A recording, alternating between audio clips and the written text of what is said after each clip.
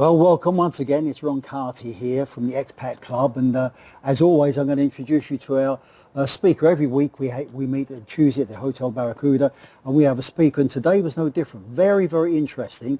James Brennan talking about from tea to seed, tea from seed to cup. Is that right? That's right, yeah. Okay. So listen, one of the things you first mentioned was you mentioned that your background in Lipton and India. Would you like just to say a little bit about that to everybody? Sure. I went to India for 2 years in order to learn the tea business, which was tasting, blending, valuing, going to plantations, seeing how it was grown, and it's a huge business in India. And I was first of all based in Calcutta, which is one of the most odd places to be, but I really loved it. Excellent. I think that's what was good. How you started because nobody was really sure of what you were going to talk about. And by starting with your India background, very good. You also spoke about. I've got it written down here. Briefly spoke about geographic regions. Right. Well, if it's hot and wet, then probably tea's suitable for it. Yeah. So, and of course we're in a tea growing country here in Thailand, throughout the region, Laos, Vietnam, Cambodia. And different climates produce different kinds of tea. Well, and that came under this place is suitable for tea. But one thing you mentioned was about Thailand. Yeah. And the Royal Project.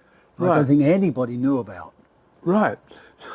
So when opium was made illegal, the king saw a need to replace this with other forms of income for farmers, and he encouraged the establishment of tea plantations, and that's been remarkably successful.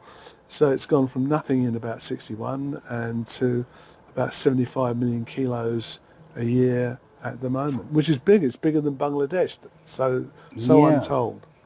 Well, and then you spoke about, because I'm worried about the time, because you had so much there, but you spoke about the professional way of making tea.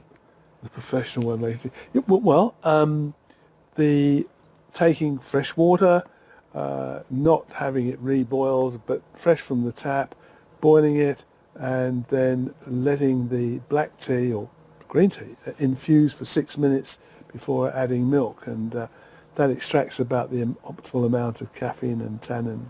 So that's what professionals do. So shame on you, everybody that uses tea bags twice or three times. Is that right? Yeah, okay, because that came out a couple of times. Okay, yeah. And then finally, you spoke about the world's best tea shops and how it affects the expat community, your relationship with the expat community. Oh, well, it wasn't so much the best tea shops. It was about the virtues of travelling and living in expat communities in various places, which encouraged you to rely upon others who you didn't necessarily like or whatever, but you could all get along and help and support each other. So that was a big learning. Interesting. Thing. But I've got, on behalf of everybody, once again, very interesting talk. Thank you. It went very, very well received, lots of questions answered, and so thank you for coming. Ron. So really enjoyed for everybody, Thank you.